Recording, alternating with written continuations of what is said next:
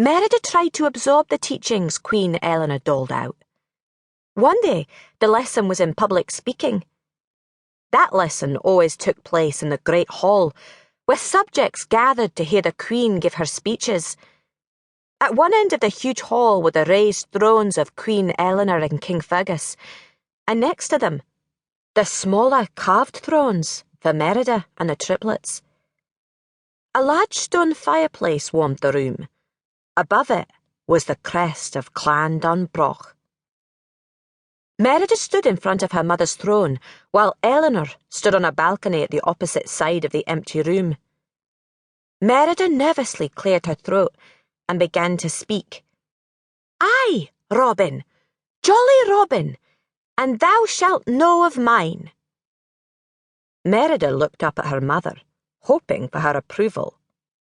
"Project!" Eleanor said. Merida swallowed and shouted, "And thou shalt know of mine!" Eleanor left the balcony and approached her daughter, shaking her head. "Enunciate! You must be understood from anywhere in the room, or it's all for naught." Merida rolled her eyes and muttered, "This is all for naught." "I heard that," Eleanor snapped.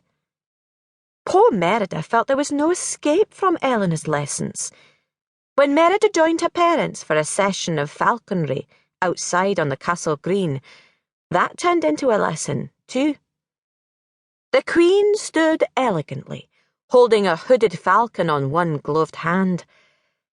"A princess enjoys elegant pursuits," Eleanor declared, as she and King Fergus released their birds. Suddenly, Eleanor's falcon flew into Fergus's face. Merida collapsed in giggles, laughing loudly as Fergus sputtered and fell to the ground. Eleanor never lost her composure. "A princess does not laugh, giggle, or chottle," she told Merida calmly. "She laughs with her eyes." At other lessons, Eleanor also insisted that Merida learn about geography and memorize the crests of all the clans. "A princess must be knowledgeable about her kingdom," she told Merida, who was sketching absent-mindedly one day. Then she snatched Merida's drawing away. "She doesn't doodle." Even when Merida plucked the strings of her harp for fun, Eleanor would sit nearby, listening carefully. "That's a C, dear," she would say, correcting Merida's playing. Merida felt happier when she was able to let loose with her father.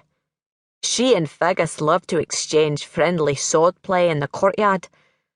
The king took great pride in his daughter's ability with a sword and a bow. She was almost as good as he had been as a young warrior.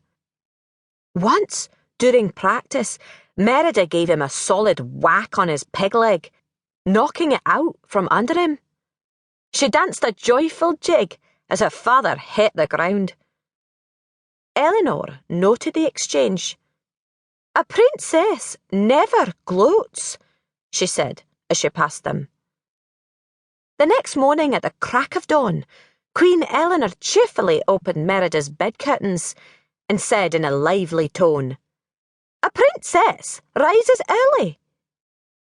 Merida could barely open her eyes and nod.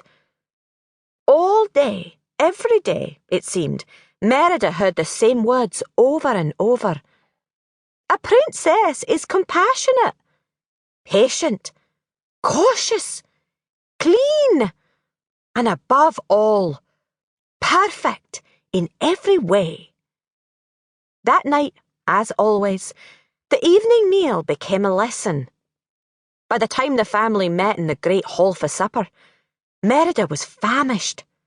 Like her brothers and her father, she jammed a handful of bread and a hunk of cheese into her mouth. "A princess doesn't stuff her gob," Eleanor said stiffly. Once again, Eleanor was telling Merida what a princess must and mustn't do. To Merida, it seemed